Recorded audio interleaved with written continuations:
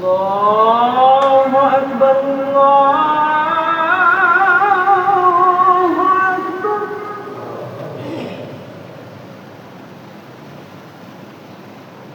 الله أكبر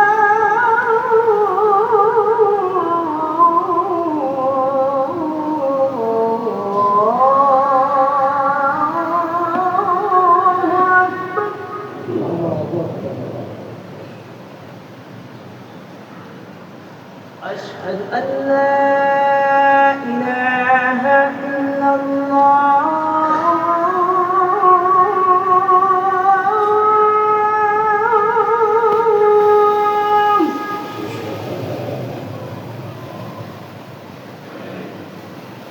أشهد أن لا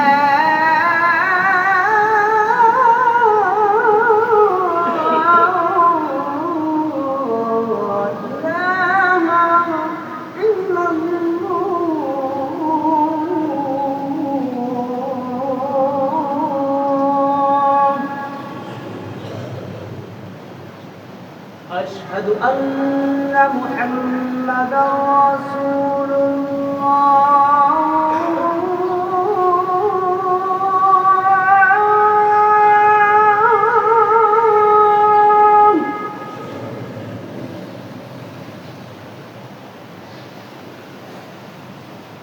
أشهد أن محمدا رسول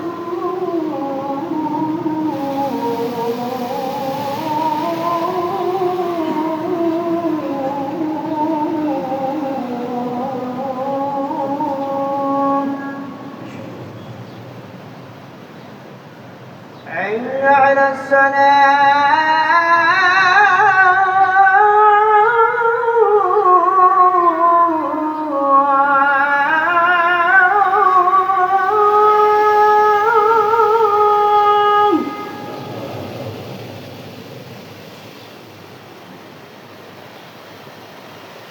حي على السلام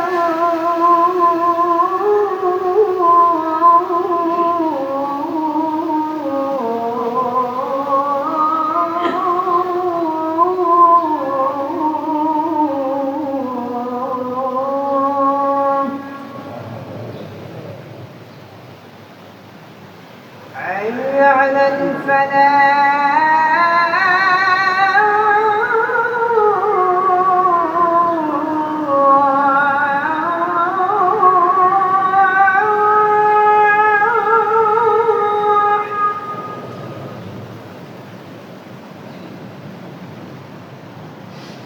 حي على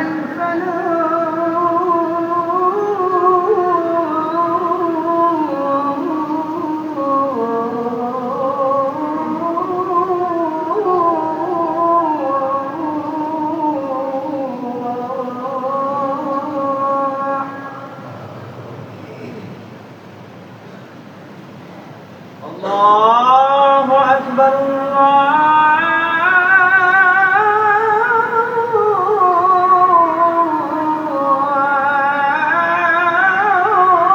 أكبر لا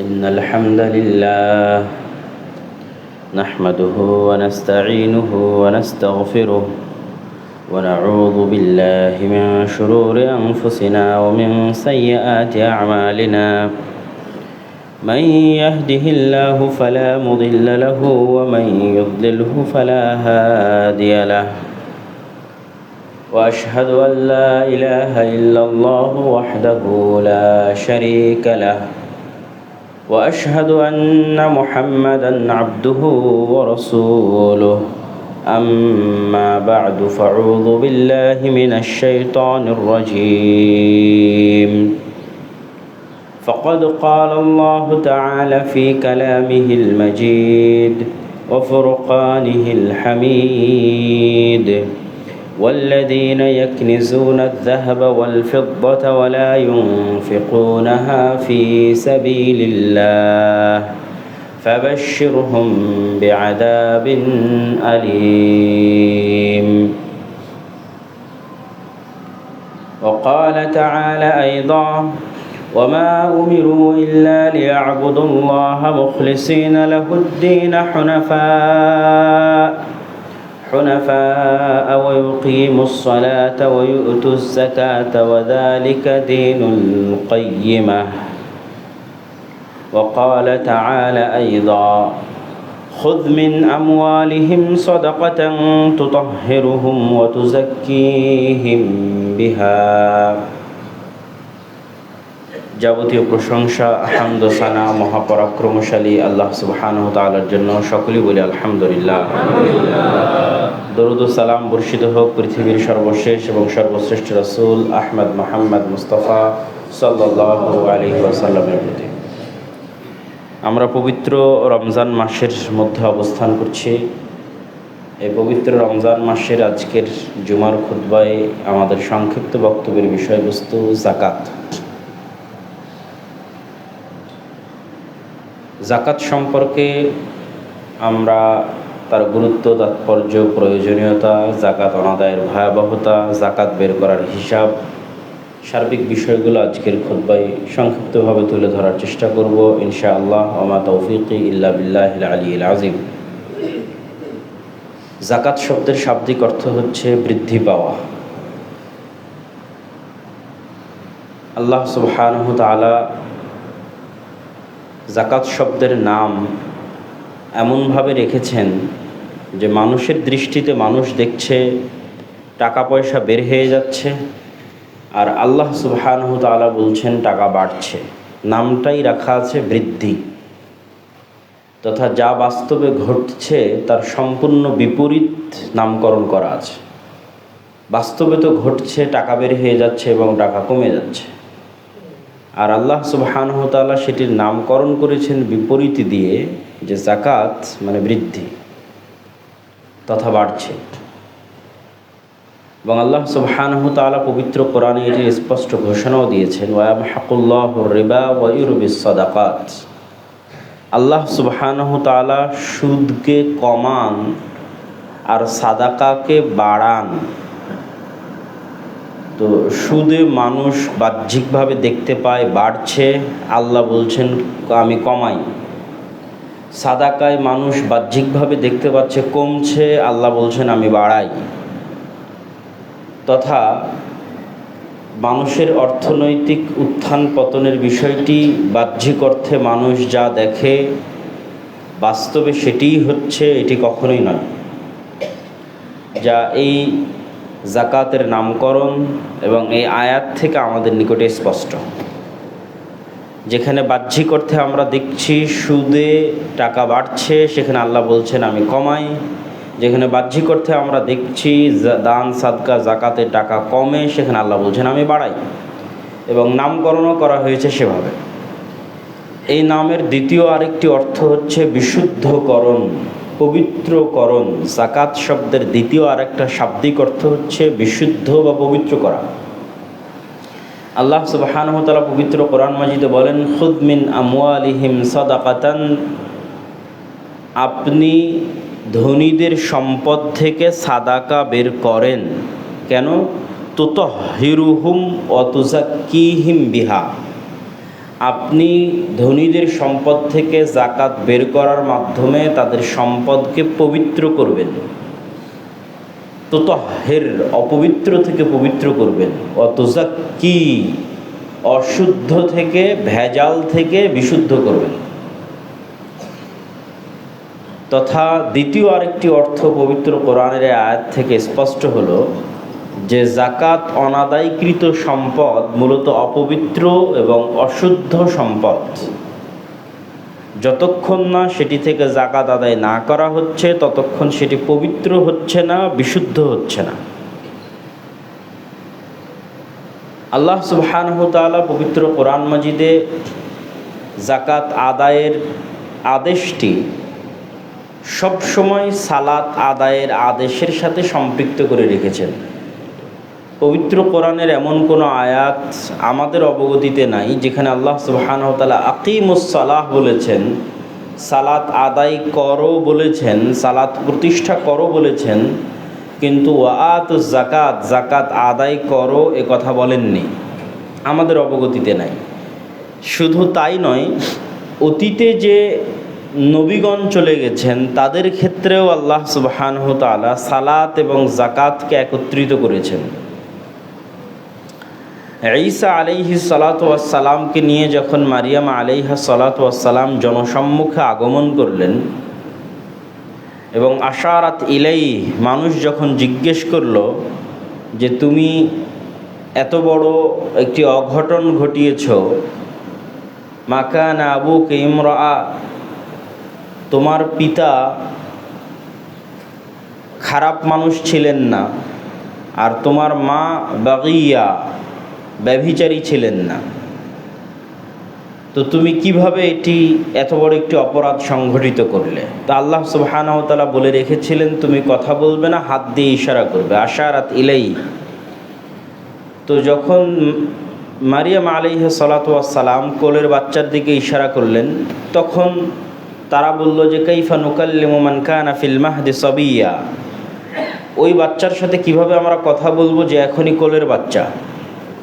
তখন কোল থেকে ঈসা আলাইহিস সালাতু ওয়াস সালাম বলে উঠছেন, ইন্নী আব্দুল্লাহ আতানিয়াল কিতাবা ওয়া জাআলানি নাবিয়্যা, আমি ঈসা আল্লাহর বান্দা, আল্লাহ সুবহানাহু ওয়া তাআলা আমাকে নবী করে পাঠিয়েছেন।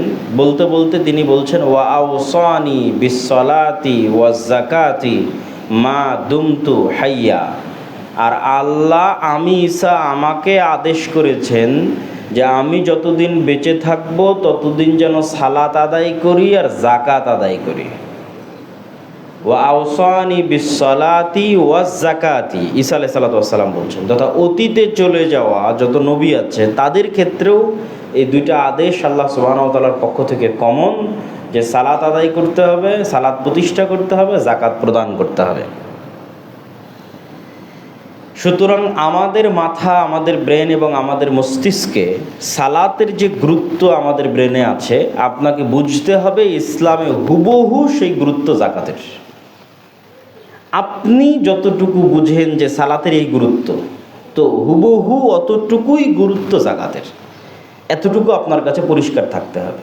মানুষ ভেদে, মানুষের কাছে যার কাছে যেমন সালাতের গুরুত্ব, তাকে মনে করতে হবে যে আমি সালাতকে যতটা গুরুত্ব মনে করছি ইসলামের দৃষ্টিতে, এর চেয়ে কোনো দিক থেকে কম যাকাত নয়, বরং হুবহু সেই গুরুত্বই হচ্ছে যাকাতের।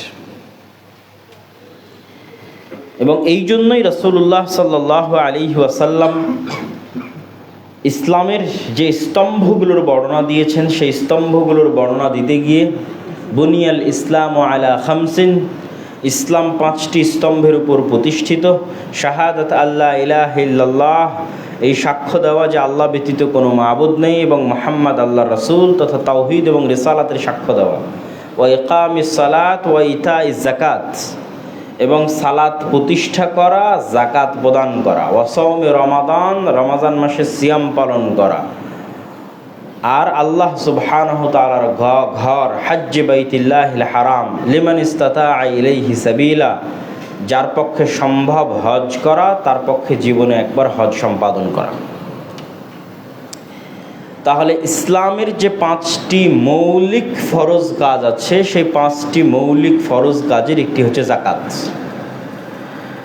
যাকাত দিলে আমরা বাহ্যিকভাবে দেখতে পাচ্ছি আমাদের সম্পদ কমছে। আল্লাহ সুবহানাহু ওয়া তাআলা কি বলছেন আমরা দেখি। ইয়া আইয়ুহাল্লাযীনা আমানু আনফিকু মিন তাইয়্যিবাতি মা কাসাবতুম ওয়া মিম্মা আখরাজনা লাকুম মিনাল আরজ। হে ঈমানদারগণ, আনফিকু তোমরা ব্যয় করো, মিন তাইয়্যিবাতি মা কাসাবতুম যা পবিত্র তোমরা উপার্জন করো, ওয়া মিম্মা আখরাজনা লাকুম মিনাল আরজ আর আমি তোমাদের জন্য জমিন থেকে যা বের করে দিই। তোমরা যা উপার্জন করো এবং আমি তোমাদের জন্য জমিন থেকে যা বের করে দিই,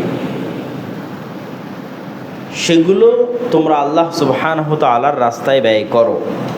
আর এক আয়াতে আল্লাহ সুবহানাহু ওয়া তাআলা বলেন, ওয়া আতু হাক্কাহু ইয়াওমা হাসাদিহি, তোমরা যেই দিন জমিনের ফসল কাটবে সেই দিন জমিনের ফসলের হক আদায় করো, পৌঁছে দাও। আর এক আয়াতে আল্লাহ সুবহানাহু ওয়া তাআলা বলেন যে হাক্কুম মা'লুম, তোমাদের সম্পদের মধ্যে লিসসাইলি ওয়াল মাহরুম, ভিক্ষুক, ফকির, মিসকিন এবং অসহায় মানুষের নির্ধারিত হক আছে, অধিকার আছে। অধিকার বিষয়টি কেমন? আমি আপনার থেকে টাকা ধার নিলাম, ধার নেওয়ার পর যেমন আমি ফেরত দিতে বাধ্য, টাকাটা আপনার, ঠিক তেমনি আপনার সম্পদের জাকাত আদায় করা হয়নি মানে আপনি অন্যের সম্পদ ভক্ষণ করছেন, এমনটাই আল্লাহ বলছেন। যে সম্পদটা আসলে অন্যের, কিন্তু ভক্ষণ করছেন আপনি। এটা স্বাভাবিক দানের মতো নয়।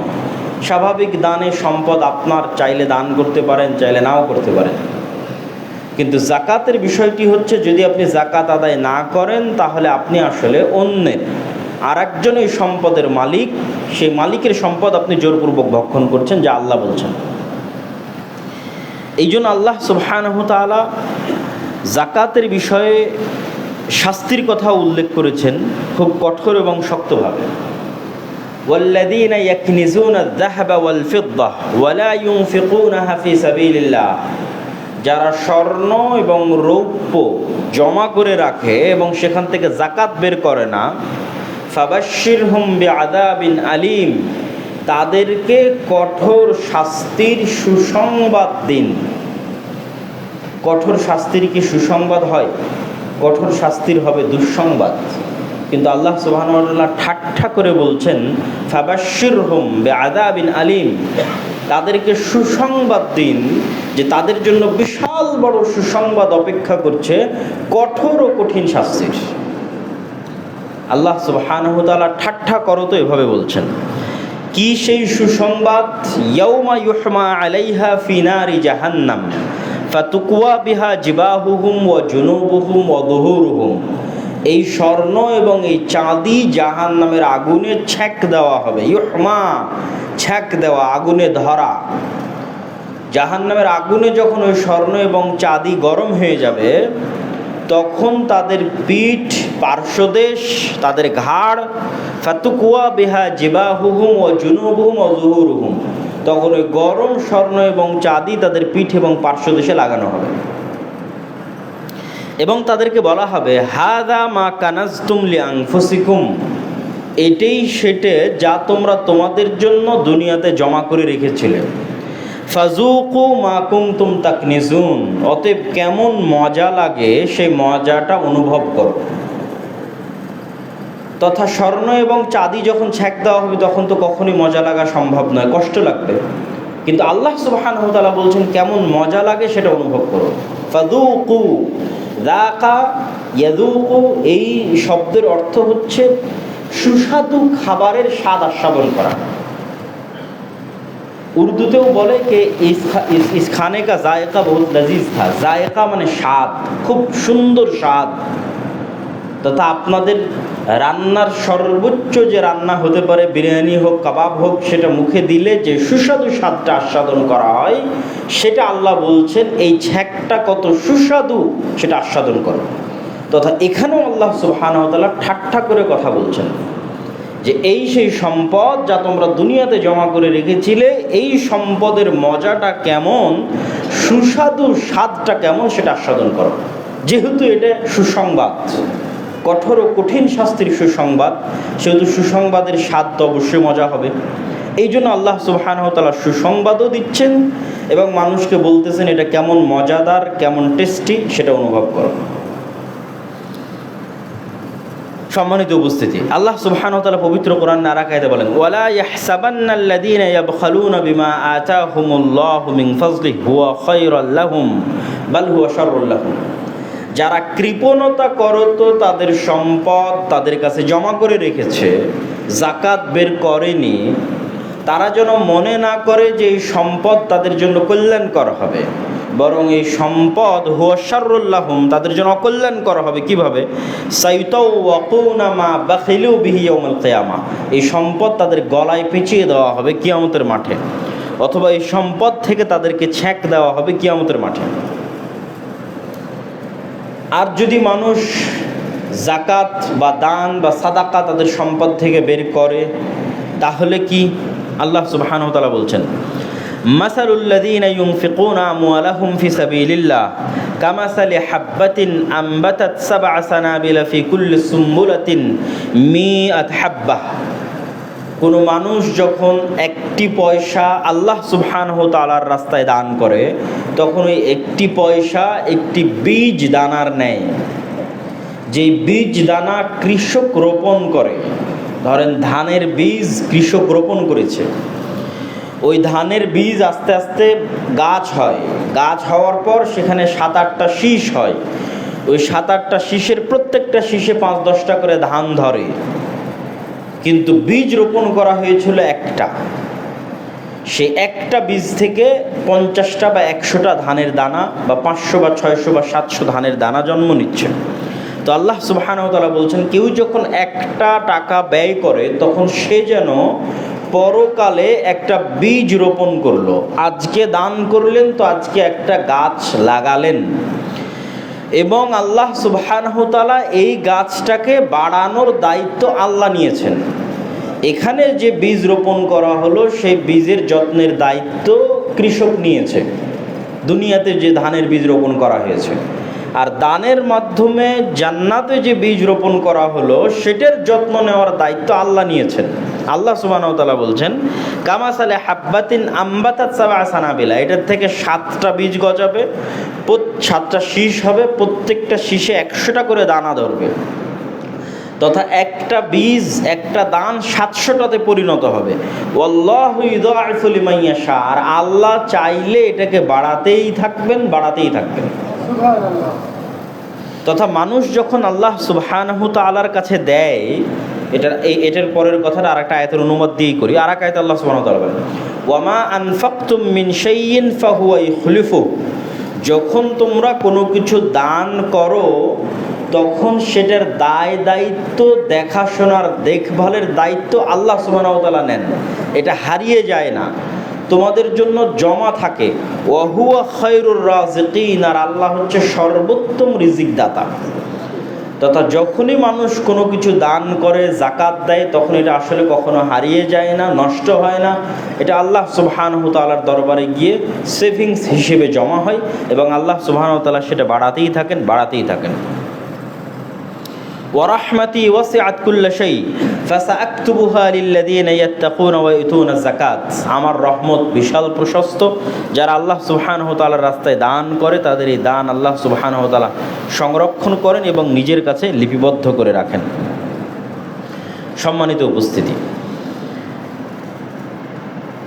যাকাত অনাদায়ের ক্ষেত্রে কি কি ধরনের শাস্তি হতে পারে, তা রাসূলুল্লাহ সাল্লাল্লাহু আলাইহি ওয়াসাল্লামও কিছু হাদিসে আমাদের সামনে তুলে ধরেছেন। আমরা যেমন আয়াতে দেখলাম, ঠিক হাদিসেও রাসূলুল্লাহ সাল্লাল্লাহু আলাইহি ওয়াসাল্লাম তুলে ধরেছেন। তিনি বলেন,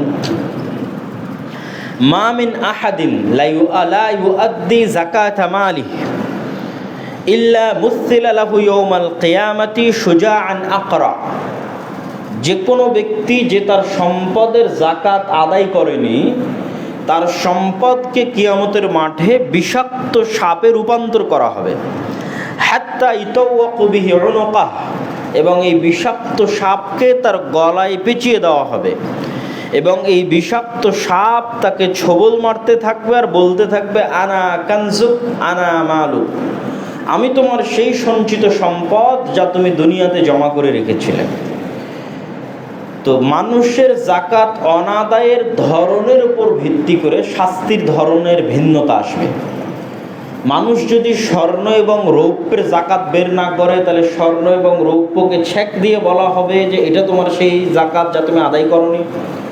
মানুষ যদি বাকি ব্যবসায়িক সম্পদ, টাকা পয়সা, তার জাকাত বের না করে, তাহলে সেটাকে সাপে রূপান্তর করে ছবল দিয়ে বলা হবে এটা তোমার সম্পদ যার তুমি জাকাত আদায় করনি। মানুষ যদি গরু, ছাগল, উট, ভেড়া, মহিষ, চতুষ্পদ জন্তুর জাকাত বের না করে, তাহলে চতুষ্পদ জন্তুকে শিং দেওয়া হবে, বড় বড় খুর দেওয়া হবে। সে তার মালিককে কিয়ামতের মাঠে ডলতে থাকবে এবং শিং দিয়ে গুদা মারতে থাকবে আর বলতে থাকবে আমি তোমার সেই সম্পদ যার তুমি জাকাত আদায় করনি। তথা যেই সম্পদের জাকাত আদায় করা হয়নি ওই সম্পদের ভিন্নতার সাথে সাথে শাস্তির ভিন্নতা হবে। স্বর্ণরৌপ্যের জাকাত আদায় করা হয়নি, তার শাস্তি ভিন্ন, মানে ধরন ভিন্ন। তারপরে টাকা পয়সার জাকাত আদায় করা হয়নি, তার ধরন ভিন্ন। চতুষ্পদ জন্তুর জাকাত আদায় করা হয়নি, তার ধরন ভিন্ন।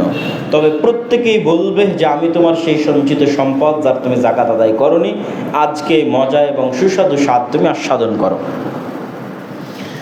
জাকাত আদায়ের আরেকটি শাস্তি দুনিয়াতে মানুষ ভোগ করে থাকে, সেটি হচ্ছে রাসূলুল্লাহ সাল্লাল্লাহু আলাইহি ওয়াসাল্লাম বলেন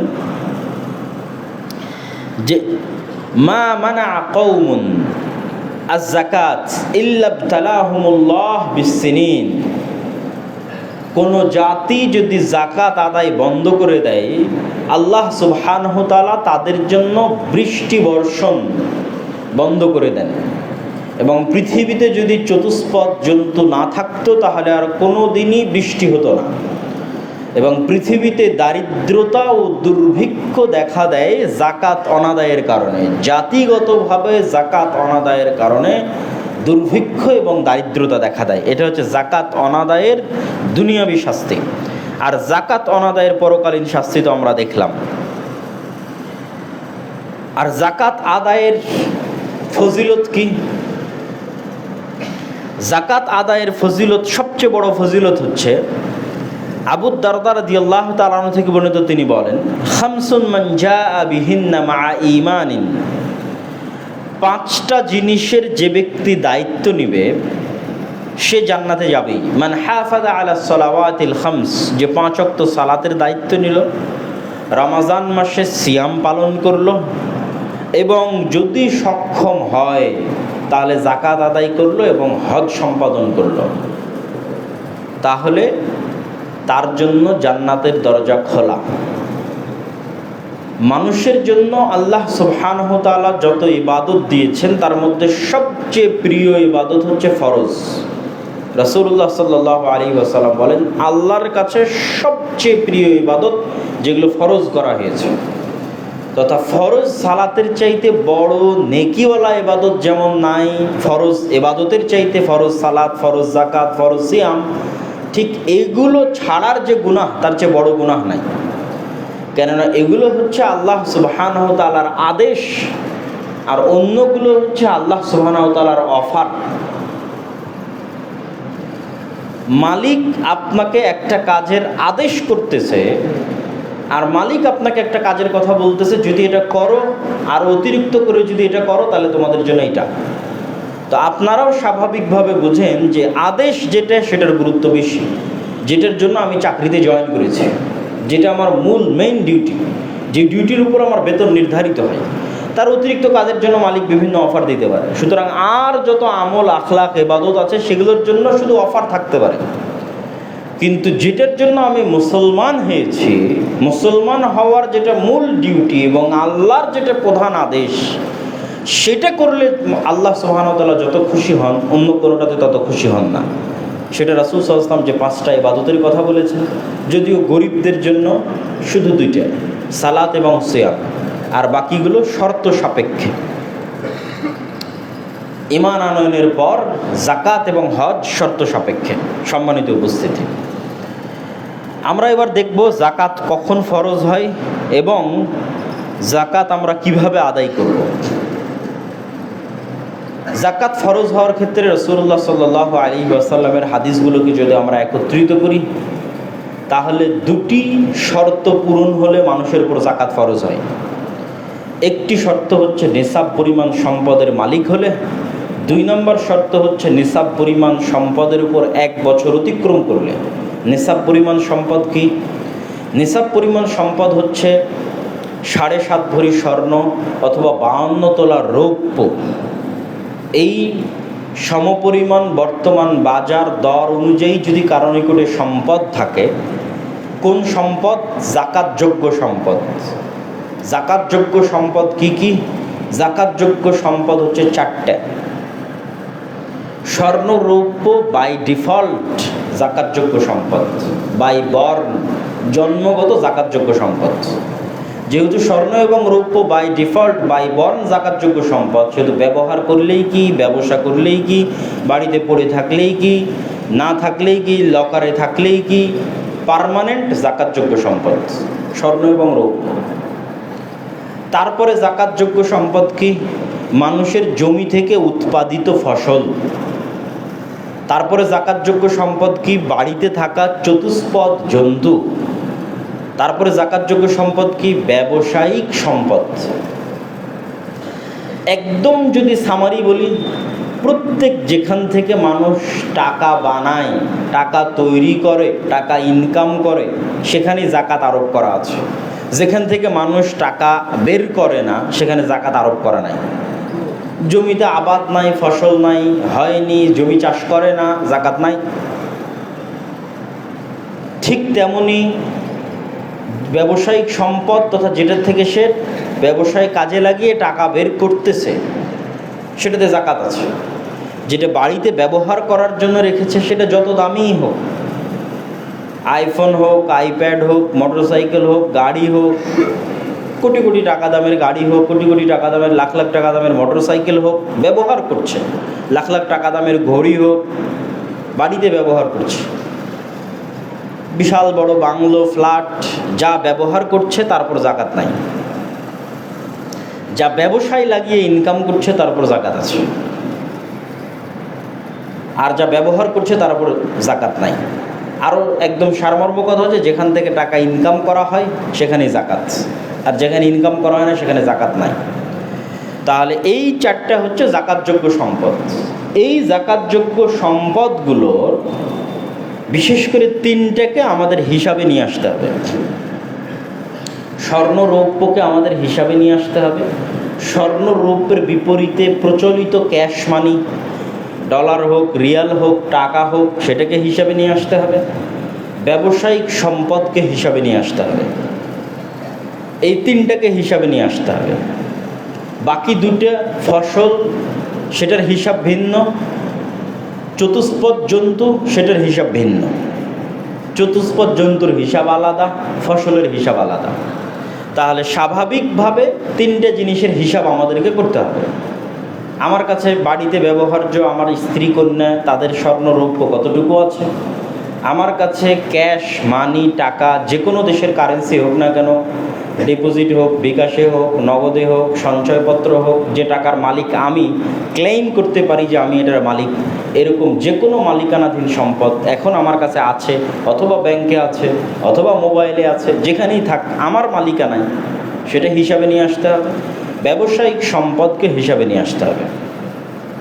হিসাবে নিয়ে আসার পর দেখতে হবে আমি নিসাব পরিমাণ সম্পদের মালিক হচ্ছি কিনা। নিসাব পরিমাণ সম্পদের মালিক 2টা হিসাব, একটা রৌপ্য, রৌপ্যের হিসাব অনুযায়ী বর্তমান বাজার দর অনুযায়ী 80,000 থেকে 1 লাখ টাকা, আর স্বর্ণের হিসাব অনুযায়ী মোটামুটি 10 লাখ টাকা, আমরা 8 লাখ থেকে 10 লাখ টাকা ধরতে পারি। যদিও বেশিরভাগ ফোকাহায়ে কেরামের মতামত হচ্ছে যে মানুষ গরিব মিসকিনদের দিকে তাকিয়ে রৌপ্যের হিসাব অনুযায়ী জাকাত বের করুক। তবে একদল আলেম ওলামা এটাও বলেছেন যে এটা তার ঐচ্ছিক বিষয়, সে চাইলে রৌপ্যের উপর জাকাত ধরতে পারে, চাইলে স্বর্ণের উপর ধরতে পারে। তো আমরা ধরেন আজকের হিসাব বোঝার জন্য স্বর্ণের উপর ধরলাম যে আমি আজকের দিনে 10 লাখ টাকার মালিক হলাম। তাহলে যেই দিন 10 লাখ টাকার মালিক হলাম, এই সবগুলো হিসাব করে স্বর্ণের বর্তমান বাজার দাম, ক্যাশ মানি, ব্যবসায়িক সম্পদ, ব্যবসায়িক সম্পদের মধ্যে কোনগুলো হিসাব হবে? ব্যবসায়িক সম্পদের যেগুলো ফিক্সড অ্যাসেট, সেগুলোর কখনোই হিসাব হবে না। ব্যবসায়িক সম্পদের যেগুলো কাঁচামাল বা যেটা বিক্রিযোগ্য পণ্য, যেটা থেকে আসলে টাকা ইনকাম করা হয়, শুধু সেটার হিসাব হবে। ফিক্সড অ্যাসেট বলতে একটা ব্যবসা চালানোর জন্য সেখানে chair, table, AC, fridge, building ভাড়া, অফিস, গাড়ি সব কিছু আছে, এগুলো ফিক্সড অ্যাসেট। কম্পিউটার, এগুলোর উপরও কোনো জাকাত নাই। এগুলো ব্যবহার করে যে মালের বিজনেসটা করা হচ্ছে, ধরেন কাপড়ের ব্যবসা করা হচ্ছে, সুতার ব্যবসা করা হচ্ছে, কাগজের ব্যবসা করা হচ্ছে, তো ওই কাগজ কাঁচামাল হিসেবে কতটুকু আছে, বিক্রিযোগ্য হিসেবে কতটুকু আছে, ওই কাপড় কাঁচামাল হিসেবে সুতায় কতটুকু আছে, বিক্রিযোগ্য হিসেবে কতটুকু আছে, ওইটার আজকের বাজার দর হিসাব করতে হবে। ফিক্সড অ্যাসেট হিসাব হবে না। এগুলো সবগুলো হিসাব করে যখন দেখলেন যে আপনি আজকে 10 লাখ টাকার মালিক হয়েছেন, সেটা যেই দিন যেই তারিখেই হন না কেন সেটা লিখে রাখতে হবে। রমজান মাসে জাকাত ফরজ হয় এরকম কোনো বিধান নাই। এক এক মানুষের উপর এক এক দিনে জাকাত ফরজ হয়ে আছে, যে যেই দিন মালিক হয়েছে। তো আজকে যদি আমি 10 লাখ টাকার মালিক হই, তাহলে নিসাব পরিমাণ সম্পদের মালিক হলাম। যেই পরিমাণ সম্পদের মালিক হলে জাকাত দিতে হয়। এখন নিসাব পরিমাণ সম্পদের মালিক হলেই কি জাকাত দিতে হবে? না। ধনী প্রমাণ হওয়ার জন্য, জাকাত আদায় করতে পারবে এরকম সক্ষম প্রমাণ হওয়ার জন্য এবার 1 বছর অপেক্ষা করতে হবে। আসলে তার টাকার স্ট্যাবিলিটি আছে না নাই। এমনি একদিনে 10 লাখ টাকার মালিক হলো, পরের দিন ফকির হয়ে গেল। তো স্ট্যাবিলিটি যাচাই করার জন্য এবার 1 বছর ওয়েট করবে। ঠিক 1 বছর পর ওই তারিখে সে আবার দেখবে সে কত টাকার মালিক। সেম তারিখে, ওই সেম তারিখে যদি দেখে যে সে এখনও নিসাব পরিমাণ সম্পদের মালিক আছে, তাহলে এবার আজকে ওই মুহূর্তে তার উপর জাকাত ফরজ হয়ে গেছে। ওই মুহূর্তে থেকে আর যত সেকেন্ড সে দেরি করবে, যে কোনো মুহূর্তে মৃত্যু হয়ে যেতে পারে। সে জাকাতের মতো একটা ফরজ বিধান অনাদায়ের গুনাহ নিয়ে আল্লাহ সুবহানাহু ওয়া তাআলার দরবারে উপস্থিত হবে। রমাজান পর্যন্ত অপেক্ষা করার কোনো সুযোগ নাই। রমাজানে বেশিরভাগ মানুষ জাকাত বের করে, এই জন্য আমরা রমজানে জাকাতের আলোচনা করি, কিন্তু এটা বিধান নয়। বিধান হচ্ছে সূক্ষ্ম থেকে সূক্ষ্মভাবে জাকাতের বিষয়টিকে হিসাব করতে হবে।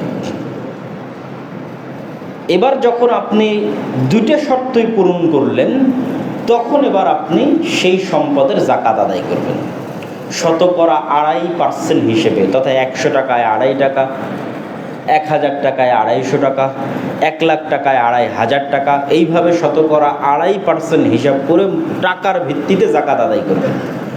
এবং কখনোই জাকাত, যেহেতু জাকাত অন্যের মাল, যেহেতু ওই সম্পদের মালিক আপনি নন, সেহেতু আপনার এটা সিদ্ধান্ত নেওয়ার ইখতিয়ার নাই যে আপনি এই টাকা দিয়ে কাপড় কিনে আরেকজনকে দিবেন, অথবা এই টাকা দিয়ে সেমাই কিনে আরেকজনকে দিবেন। এই সিদ্ধান্ত নেওয়ার ইখতিয়ার তখনই থাকে যখন ওই টাকার মালিক আপনি, যখন আপনি ক্লেইম করছেন যে এই টাকার মালিক আমি। কিন্তু আল্লাহ সুবহানাহু ওয়া তাআলা বলছে এই টাকার মালিক আপনি নন, এই টাকার মালিক হকদার। তাহলে যে হকদার সে স্বাধীনতা রাখে এই টাকা দিয়ে সে সেমাই কিনবে, এই টাকা দিয়ে কাপড় কিনবে, না এই টাকা ডাস্টবিনে ফেলে দিবে, সেটা তার ব্যাপার। সুতরাং যারাই জাকাত আদায় করতে গিয়ে সেই জাকাতের অর্থের ওপর নিজের সিদ্ধান্ত প্রয়োগ করে, সে আসলে এখনও মনে করছে সেই টাকার মালিক। এটা ভুল। আপনি ওই টাকার মালিক নন। টাকাকে টাকার মতো করে যে পাওনাদার যে পায় তার নিকটে বুঝিয়ে দিতে হবে। জাকাতের হিসাবের মধ্যে আরও একটি বিষয় আসে, সেটি হচ্ছে ঋণ। ঋণের বিষয়টি কিভাবে কি করা যাবে? ঋণ 2 ধরনের হতে পারে। এক, আমি একজনকে ঋণ দিয়ে রেখেছি, আর এক আমি ঋণ নিয়ে রেখেছি। আমি ঋণ দিয়ে রেখেছি, পাওয়ার সম্ভাবনা থাকলে আমি হিসাব করব। টাকা তার কাছেই আছে, কিন্তু আমি ওই টাকার জাকাত বের করব যদি আমি বুঝি 90% সম্ভাবনা আছে এই টাকা আমি কোনো না কোনো দিন পাবো। এটা হলো ঋণ দিয়ে রেখেছি। আর এটা যে আমি ঋণ নিয়ে রেখেছি। ঋণ যদি ব্যবসায়িক প্রয়োজনে নেওয়া হয়, তাহলে জাকাতের হিসাব থেকে বাদ দেওয়া হবে না। এই মর্মে বর্তমান যুগের সকল আলেম ওলামা একমত। কি জন্য? ব্যবসায়িক কাজে যে লোন নেওয়া হয়েছে, এই লোনটা এক প্রকার ইনভেস্ট হিসেবে নেওয়া হয়েছে, এবং সেই টাকা সে ব্যবসায়িক কাজে ইনভেস্ট করেছে, তথা সেখান থেকে সে অর্থ তৈরি করতেছে, অর্থ বানাচ্ছে। আর ব্যবসায়িক কাজে গ্রহণ করা ঋণ যদি জাকাতের হিসাব থেকে বাদ দেওয়া হয়, তাহলে জাকাত আদায়কারী ব্যক্তি বর্তমান পৃথিবীতে খুঁজে পাওয়া কঠিন হয়ে যাবে। এই 2টা কারণে সকল আলেম ওলামা এই বিষয়ে একমত। যারা ব্যবসায়িক প্রয়োজনে ঋণ নিয়েছে, তারা ঋণকে জাকাতের হিসাব থেকে বাদ দিবে না। ঋণ যদি এমন প্রয়োজনে নিয়ে থাকে যেটা ইনভেস্ট হয়নি, খরচ হয়ে শেষ হয়ে গেছে, অসুস্থতার জন্য ঋণ নিয়েছিল, অপারেশনের জন্য খরচ করে শেষ করে দিয়েছে, মেয়ের বিবাহের জন্য ঋণ নিয়েছিল, খরচ করে শেষ করে দিয়েছে, তথা ব্যবসায়িক ইনভেস্টমেন্টের জন্য নয়, জরুরি প্রয়োজনে লোন নিয়েছে, খরচ করে শেষ হয়ে গেছে, এই লোন জাকাতযোগ্য সম্পদ যেটা বের হবে সেই জাকাতযোগ্য সম্পদের হিসাব থেকে বাদ দিয়ে তারপরে হিসাব করবে এখনও তার উপর জাকাত ফরজ হয় কি না, যদি হয় তাহলে কত টাকার ফরজ হয় ওটা বাদ দিবে, হিসাব থেকে বাদ দিবে। এবার আমরা চলে যাই, জাকাত আমরা দিব কাদেরকে। আল্লাহ সুবহানাহু ওয়া তাআলা জাকাতের খাতগুলো নির্ধারণ করে দিয়েছেন। 8টা খাত জাকাতের জন্য নির্ধারিত। ইন্নামাস সাদাকাতু লিল ফুকারা, জাকাতের 1 নম্বর হকদার হচ্ছে ফকিররা। 2 নম্বর হকদার হচ্ছে ওয়াল মাসাকিন, মিসকিন। ফকির আর মিসকিনের মধ্যে পার্থক্য কি? যে চেয়ে বেড়ায় সে ফকির, আর যে চায় না কিন্তু অসহায় অবস্থায় আছে আপনার পাড়া প্রতিবেশী আত্মীয় স্বজন, সে মিসকিন, তার খোঁজ নিতে হবে। 3 নম্বর হচ্ছে ওয়াল আমিলিনা আলাইহা, যারা জাকাতের জন্য কাজ করে। রাষ্ট্র চাইলে জাকাত আদায়কারী ব্যক্তি যারা আছে তাদের বেতন জাকাত থেকে দিতে পারে। ওয়াল মুআল্লাফাতু কুলুবুহুম, হিন্দু, বৌদ্ধ, ইহুদি, খ্রিস্টান, গরিব, অন্তর ইসলামের দিকে মায়ের, তাদের ফাইন্যান্সিয়াল সেফটির জন্য জাকাতের একটা অংশ তাদের জন্য বরাদ্দ রাখতে হবে। আজকের পৃথিবীতে মানুষ ইসলাম গ্রহণ করতে পারে না। ভারতের অসংখ্য হিন্দু ইসলামের প্রতি আগ্রহী কিন্তু ইসলাম গ্রহণ করতে পারে না ফাইন্যান্সিয়াল সাপোর্ট না থাকার কারণে। যে কেউ তাকে সাপোর্ট দিবে, দিয়ে তাকে আবার নতুনভাবে বড় হওয়ার সুযোগ দিবে, এই সুযোগটা দেওয়া হয় না। তো এই ধরনের নমুসলিম অথবা ইসলামের প্রতি আগ্রহী ব্যক্তিদের জন্য জাকাত বের করা যায়। অফির রেকাব, কৃতদাস, গোলাম, যে তার মালিককে নির্দিষ্ট পরিমাণ টাকা দিলে তার মালিক তাকে মুক্ত করে দিবে। এই কৃতদাস গোলাম যদি জাকাত আদায়কারী ব্যক্তিদের কাছে গিয়ে বলে, অথবা জাকাত আদায়কারী ব্যক্তি জানে যে অমুক গোলাম, অমুক কৃতদাস তার মালিককে এত টাকা দিলে সে মুক্ত হয়ে যাবে, তাহলে ওই ব্যক্তির মুক্তির জন্য জাকাতের সম্পদ সেখানে দেওয়া যাবে। ওয়াল গারিমুন, যারা ঋণগ্রস্ত, ঋণে জর্জরিত। একটা মানুষ ঋণগ্রস্ত, ঋণ পরিশোধ করতে পারছে না, এই ঋণগ্রস্ত, ঋণে জর্জরিত মানুষ সে যে পারপাসে ঋণ করুক, তার ঋণ পরিশোধের জন্য জাকাতের অর্থ প্রদান করা যাবে। ফি সাবিলিল্লাহ, আল্লাহর রাস্তায়। ফি সাবিলিল্লাহ, আল্লাহর রাস্তার 1 নম্বর জিহাদ। জিহাদ ফি সাবিলিল্লাহ, কিতাল ফি সাবিলিল্লাহ, 1 নম্বর হচ্ছে জিহাদ। মুজাহিদ যারা সশস্ত্র সংগ্রাম করছে, জিহাদ করছে, তাদের সশস্ত্র সংগ্রামের অস্ত্রপাতি, ট্রেনিং, এগুলো ক্রয়ের জন্য জাকাতের অর্থ ব্যয় করা যাবে। 2, ইলাউ কালিমাতিল্লাহ, আল্লাহর দ্বীনকে উঁচু করার জন্য যে কোনো কাজ, আল্লাহর দ্বীনের প্রচারের জন্য যে কোনো কাজ করা হচ্ছে, মাদ্রাসা হোক, দাওয়াতি কার্যক্রম হোক, যে কোনো কাজ, যে কাজে আল্লাহ সুবহানাহু ওয়া তাআলার দ্বীনের খেদমত করা হচ্ছে, সেগুলো 2 নম্বরে ফি সাবিলিল্লাহর অন্তর্ভুক্ত হবে। এবং ভারত, পাকিস্তান, বাংলাদেশ, এই উপমহাদেশে ফি সাবিলিল্লাহর একটা বড় খাত হচ্ছে এই সমস্ত বেসরকারি, কওমি, দ্বীনি শিক্ষা প্রতিষ্ঠান, যেখানে ইয়েতিম, মিসকিন লালিত পালিত হয় এবং সরকারি কোনো বেতন নেওয়া হয় না। এই সম্পদের উপর ভিত্তি করেই প্রতিষ্ঠানগুলো আলেম তৈরি করে এবং দ্বীনের খেদমত করে যায়। শেষ নাম্বার, ইবনুস সাবিল, পথের পথিক। পথের পথিকের গুরুত্ব পবিত্র কোরআনে বিভিন্ন জায়গায় দেওয়া আছে। আল্লাহ সুবহানাহু ওয়া তাআলা যেখানেই মানুষকে অর্থ খরচের কথা বলেছেন, সেখানে একটা বড় অংশ উল্লেখ করতে আল্লাহ ভুলেননি মুসাফির, পথিক। এবং আমি এই জিনিসটা আমার বাইরের বিভিন্ন দেশ সফরে, ভারত, পাকিস্তান সফরে শিখেছি যে বিভিন্ন শহরে মানুষের, মুসলমানদের জাকাতের অর্থ দিয়ে মুসাফির খানা পরিচালিত হয়। নাম হচ্ছে মুসাফির খানা, তথা আবাসিক হোটেলের মতো সার্ভিস, কিন্তু একদম বিনামূল্যে। মুসাফির আসছে, উঠছে, হ্যাঁ নির্ধারিত দিন আছে যে মাসকে মাসকে, বছরকে বছর সে থাকবে, এরকম না। 3 দিন, 7 দিন, 10 দিন নির্ধারিত দিন আছে, এন্ট্রির সময় সে বুকিং দিবে। কিন্তু এই যে ঢাকা শহরে হাজার হাজার মানুষ আসতেছে, হাজার হাজার মানুষ যাচ্ছে, বিভিন্ন শহরে যায়, এই সমস্ত পথিকদের বিনামূল্যে কোথাও থাকার ব্যবস্থা করা নেই। কেউ যদি করে মুসাফির খানার উদ্যোগ নেয়, তাহলে সেই মুসাফির খানায় জাকাতের অর্থ দেওয়া যাবে। এই হলো জাকাতের মোট 8টি খাত। 8টি খাতের এক খাতেও যদি কেউ সব জাকাতের টাকা দিয়ে দেয়, কোনো সমস্যা নেই। 8 খাতেই দিতে হবে এরকম কোনো বিধান নাই। 8 খাতের যে কয়টা খাতে সম্ভব হয় দিবে, পারলে এক খাতেই দিয়ে দিবে। সম্মানিত উপস্থিতি, আমরা জাকাতের উপর এই বিস্তর আলোচনা এবং জাকাত কিভাবে আমরা বের করব, জাকাতের হিসাব, সব কিছু আমরা শুনলাম। আমাদের রমজানের এই পবিত্র দিনগুলোতে আমি মনে করি আমাদের গুরুত্বপূর্ণ একটি দায়িত্ব হচ্ছে আমার নিজ নিজ বাড়িতে গিয়ে নিজ নিজ সম্পদের হিসাব খাতায় উঠিয়ে এই হিসাবের আলোকে সেটি ফেলে জাকাত বের করে দেওয়া। যদি কেউ নেওয়ার না থাকে তো ডাস্টবিনে ফেলে দিয়ে আসা। তবুও ওইটা বাড়িতে থাকা বেশি ভয়ঙ্কর, ওই সম্পদ নিজের কাছে থাকা বেশি ভয়ঙ্কর। যত দ্রুত সম্ভব এই অপবিত্র বিষয়কে, এই হাতের ময়লাকে, এই অশুদ্ধ বিষয়কে, মানুষের হককে দ্রুত নিজের সম্পদ থেকে বের করে দিয়ে নিজের সম্পদকে পবিত্র করতে হবে, বালা মুসিবত থেকে মুক্ত করতে হবে।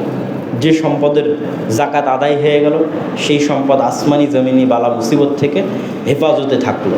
তারপরেও যদি বিপদ আপদ আসে সেটা পরীক্ষা, কিন্তু প্রাথমিকভাবে সেই সম্পদ গজবের দৃষ্টিকোণ থেকে বালা মুসিবত থেকে মুক্ত। পরীক্ষার দৃষ্টিকোণ থেকে বালা মুসিবত আসতে পারে, কিন্তু সেটাতে মানুষ উঠে যায়, পরীক্ষায় মানুষ পাশ করে যায়, কিন্তু গজব আসলে ধ্বংস হয়ে যায়। গজব আসলে আর সে টিকে থাকার কোনো রাস্তা তার থাকে না, একদম রাস্তার ফকির হয়ে যাবে। তো যখন জাকাত আদায় করা হয় তখন সম্পদ গজবের দিক থেকে বালা মুসিবত থেকে মুক্ত। পরীক্ষার দৃষ্টিকোণ থেকে আসতে পারে, পরীক্ষার দৃষ্টিকোণ থেকে আসলে কোনো সমস্যা নেই, সাময়িক কষ্ট আবার ঠিক হয়ে যাবে। আল্লাহ 2 দিন পর তার চেয়ে বেশি করে দিবে, 5 বছর পর তার চেয়ে আরও বাড়িয়ে দিবে। কিন্তু যখনই গজবের দৃষ্টিকোণ থেকে আসবে তখন সেটা ধ্বংস হয়ে যাবে এবং সেখান থেকে আর উত্থানের কোনো রাস্তা থাকবে না। অতএব আমরা সবাই জাকাত আদায়ে সচেতন হই, জাকাত বের করায় সচেতন হই। আল্লাহ সুবহানাহু ওয়া তাআলা আমাদের সেই তৌফিক দান করুক। আল্লাহুম্মা আমিন।